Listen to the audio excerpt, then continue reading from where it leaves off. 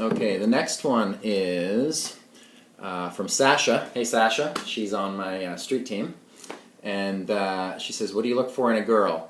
Okay, for in a girl, well, probably honesty and truthfulness would be, and cheerfulness. I think those are all important, characteristics to me.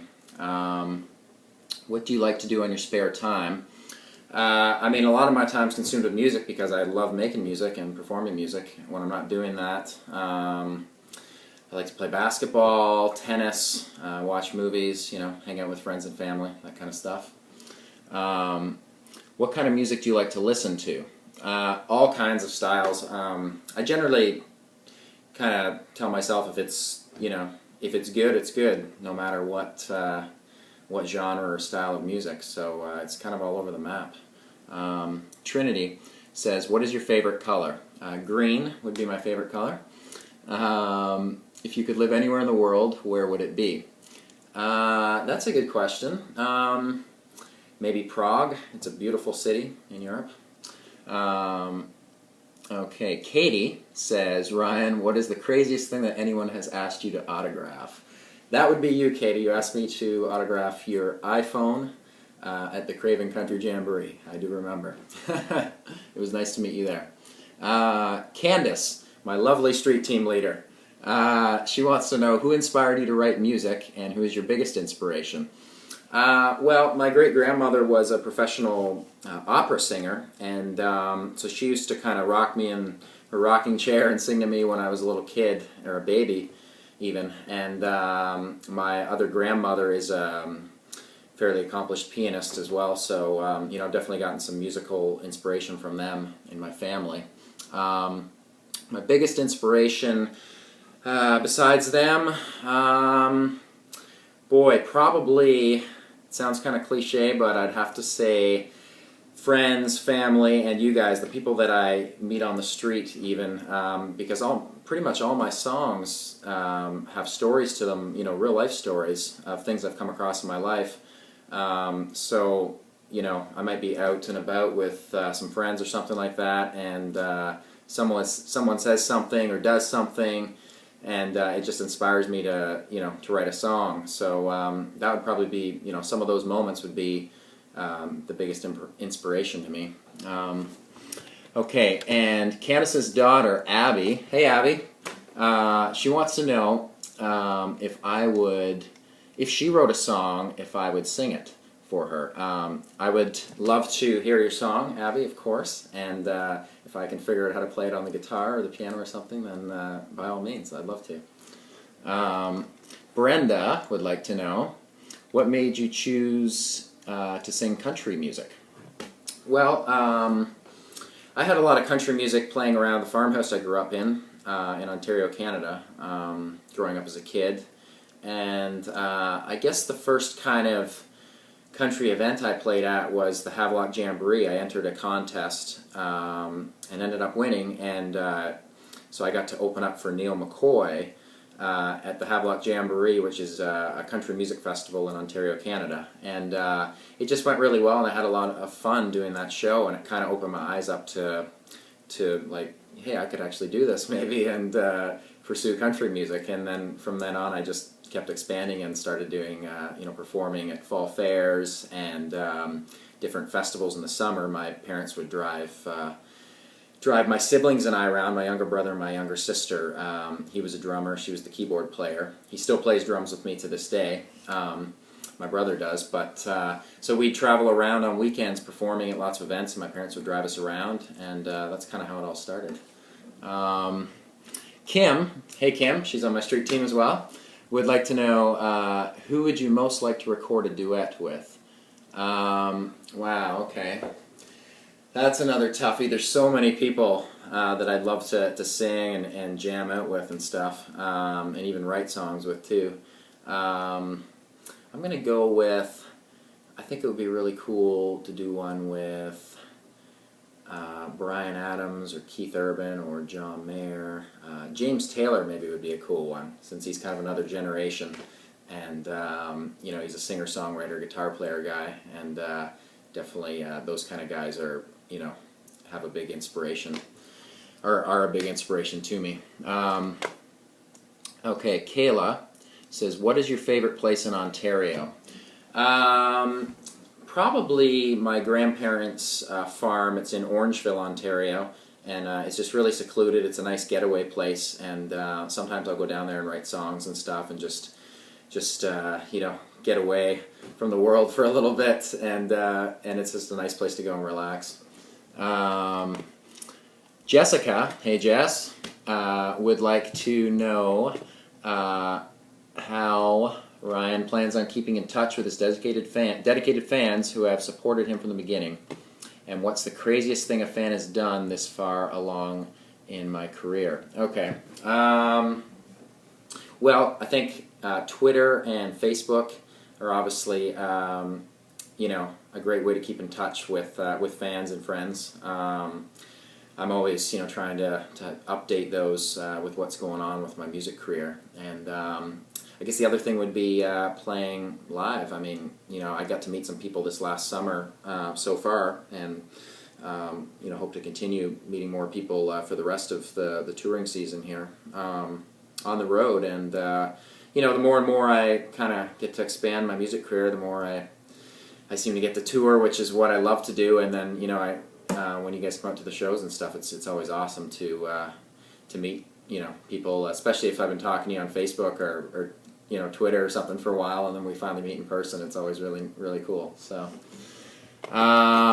Tish would like to know how it feels to reach the success I've had, and what is my biggest motivation growing up. Well, it feels great to, you know, finally have my first song on the radio, I'm Your Man, and have a music video out and be touring and stuff like that. I mean, it's all kind of like goals that were on my list. I've been doing this a long time. You know, I started, my parents put me in classical piano lessons when I was 5, and then I picked up the guitar at age 7, and kind of never put it down since. I just knew that this is what my calling was and what I wanted to do, and so I've kind of been like chasing this dream for, you know, I guess 20 years or something like that now. So it just kind of have been little successes kind of up the ladder over the years, and it's been a gradual process. And I think that's, you know, how I want it to be, though, just because you know, I've been kind of growing as a person along the way as I move up the ladder in my career, and as a songwriter and a musician and player and everything. So you know, it's definitely really exciting, everything that's happened this last year, and I'm by no means anywhere close to where I want to be, but you know, like I said, I'm heading up the ladder, and trying to just keep working hard and stay positive about it. And you know, thank you guys for you know, being there to support my music and myself and my career. You know, that's obviously really important. Okay, so the next question is from Anne. It says, you are friends with Nick Carter. Did you not ask him to help you on purpose because you wanted to make it on your own, or didn't you want him to feel like you're using him? I think it shows how great you are by doing your own thing. Well, thanks, Anne. Yeah, I met Nick in Nashville a few years ago, and we through a mutual acquaintance, and then we started writing songs together and hanging out and kind of became friends. And you know, I guess the reason to answer that question probably is just that Nick is a different kind of genre and style of music than, you know, than what I'm doing, and I just don't know if our kind of, you know, music would, you know, our music careers, kind of the direction they're going, would, you know, would head the same way. And but, you know, you never know what can happen. I mean, I don't know, maybe we'll do a, you know, maybe he'll be on my album, or I could be on his someday or something like that. That would be pretty cool too. So time will tell, I guess, on that one. Has your family always taken you seriously when you said you wanted to be a singer, or were there doubts as well? No, my family's always been really supportive, thankfully. Like I mentioned earlier, my parents would drive us around through my teens to all my performances and stuff like that, and you know, they bought me my first guitar when I was 7, and you know, definitely been supportive from the beginning. I guess I kind of always knew music was sort of my thing, and that's what I wanted to do. That was the dreams and aspirations I had, was to have a music career. So, you know, they I think they saw that, and were definitely supportive of it. So I'm thankful for that. Thanks, Ma and Pa. Okay, so the next question is, when are you coming to Europe, and when can I show you around Germany? From Ann again. I hope to come back to Europe soon. Germany's a lovely country, and when I do, we definitely need to get together, and you can be my tour guide. How's that sound? Have you ever thought of participating in shows like American Idol or The Voice? You know, I mean, the thoughts obviously crossed my mind, but it was a quick thought. It hasn't really seriously, just because I didn't think, you know, I've never thought that those kind of shows would best kind of show my talents for what I do, because I write my own songs, play my, you know, usually have a band playing with me, and my bandmates, and play my own, you know, play an instrument and stuff like that. And some of the shows, you know, they just want you to sing someone else's song or something like that, or you know, be able to be a real showman. And I'm more of kind of like a, you know, singer-songwriter kind of guy. I like to sing songs that I've written about real-life things that have happened in my life, or, you know, the people's lives around me, and then kind of tell the stories behind the songs, and then go on to perform them, and, you know, play my guitar or the piano or whatever the song calls for. So basically, you know, I didn't think that those shows would best represent what I do. I figured I'd have a better shot at exposing my music just by, you know, trying to, like, by moving to Nashville like I've done, and get in the music industry, meet people that way, network, and kind of develop myself creatively by writing a lot of songs with other more established songwriters and stuff like that. And then, you know, eventually leading up to what I'm doing today, the more people I met, the more I've grown over the years, and then now I'm touring and getting you know, working on my album and stuff like that. So, you know, I'm still making it happen. It's just been more of a gradual process, I guess. Some of those shows can kind of catapult you to instant success or whatever. And, you know, we all have a different path that we take as artists, and I guess this has just been my calling. So, okay, the next question is, what is the ugliest piece of clothing you own? Okay. Oh, Riley, she says you should rock it in the video. Okay, I'm going to rock it in the video. Here we go. How's this? My Halo hat, or I could do it on backwards maybe. Maybe that's a little better. There we go.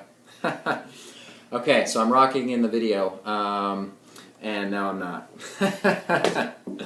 Alright. What is the first thing you bought from your first self-earned money? I believe it was some guitar strings to put on my first guitar. Okay, Riley. Hey, Riley. She's also on my street team. If you could collaborate with anyone outside of the country genre, CMT Crossroads style, who would it be? Another good question.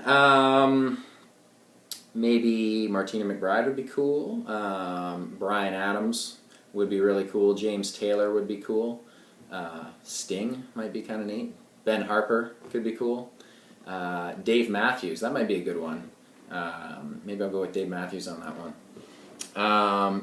Okay, and one more here. Who, dead or alive, would you love to write a song with? Dead or alive. Bon Jovi? No, maybe, I think I would go with Bryan Adams on that one. Maybe it would be cool. Or James Taylor again. I think Bryan Adams, though, he's just, if you look him up on YouTube, like, he's got so many hits over the years and some great songs. And he, a lot of people don't know that he, you know, he's written a lot of those songs, or was a co-writer on those songs, on many of them. And yeah, he's just a really talented guy, so I think it'd be cool to work with him.